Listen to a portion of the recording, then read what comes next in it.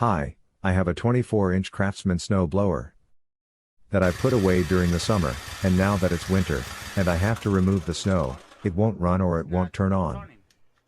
If you're experiencing the same problem as me, I'll show you how to repair it. It's simple, just remove the spark plug, put some carburetor cleaner on it, and press the power button and you'll hear it burn. Repeat the process until the machine turns on like in the video. If it worked for you, please share the video. Hello, I have a 24-inch Craftsman snow blower that I keep away during the summertime, and now that it's winter and I have to remove the snow, it doesn't work or it doesn't start. If you have the same problem as me, I'll show you how to fix it. It's simple. First, remove the spark plug carefully, and after you remove it, check if it has spark as I do in the video.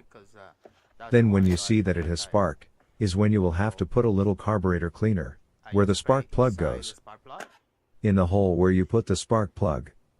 What we try to do is start the combustion to burn any impurities that it is inside. Now if you get to the good part, you must put the spark plug back in and make sure it is tight. The next thing is to press the power button and you will hear it burn. Repeat the process until the machine turns on like in the video. If it worked for you, please share the video.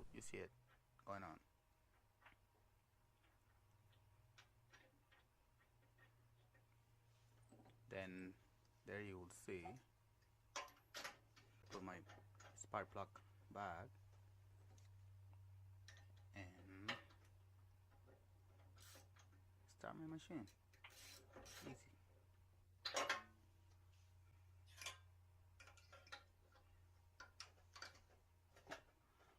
Everything is on, everything is in place.